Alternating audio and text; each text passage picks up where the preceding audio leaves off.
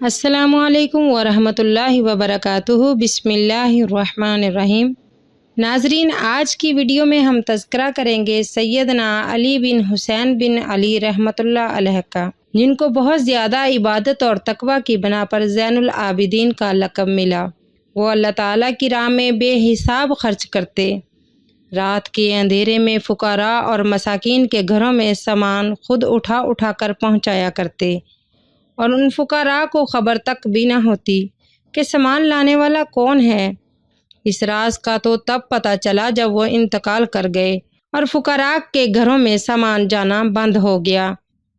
اللہ تعالیٰ کے خوف اور ڈر کا یہ عالم تھا کہ امام مالک اور امام ابن عیینہ رحمہ اللہ فرماتے ہیں کہ ایک مرتبہ زین العابدین رحمۃ اللہ علیہ نے حج کا احرام باندھا، اور جب لبیک کہنے لگے تو خوف کے مارے جسم کانپنے لگا اور لبیک کہنے کی ہمت نہ رہی۔ وجہ پوچھنے پر آپ رحمہ اللہ نے فرمایا، مجھے خوف آ رہا ہے کہ میں لبیک کہوں تو کہیں سے یہ جواب نہ آئے کہ لا لبیک، یعنی تیری حاضری قبول نہیں ہوئی۔ بڑی مشکل سے انہوں نے لبیک کہا تو ان پر غشی طاری ہو گئی۔ اس طرح لرزتے کانپتے انہوں نے حج کا فریضہ ادا کیا۔ زین العابدین رحمہ اللہ کے تقوی کا یہ عالم تھا کہ جب بھی وہ وضو کرتے تو رنگ خوف کے مارے زرد ہو جاتا، نماز پڑھنے کے لیے کھڑے ہوتے تو جسم پر کپکپی طاری ہو جاتی۔ پوچھنے والے نے اس کا سبب پوچھا تو آپ رحمہ اللہ نے فرمایا، الا تدری بین یدی من اقوم، کیا تم جانتے نہیں کہ میں کس کے سامنے کھڑا ہوتا ہوں؟ ولیمن اناجی، اور کس سے مناجات کرتا ہوں؟ ایک مرتبہ تو ایسا بھی ہوا کہ زین العابدین رحمہ اللہ اپنے گھر میں نماز پڑھ رہے تھے اور گھر میں آگ بھڑک اٹھی۔ آپ رحمہ اللہ نے نماز مکمل کی، اور جب آپ نماز سے فارغ ہوئے تو لوگوں نے آپ سے کہا کہ اتنی پریشانی کے عالم میں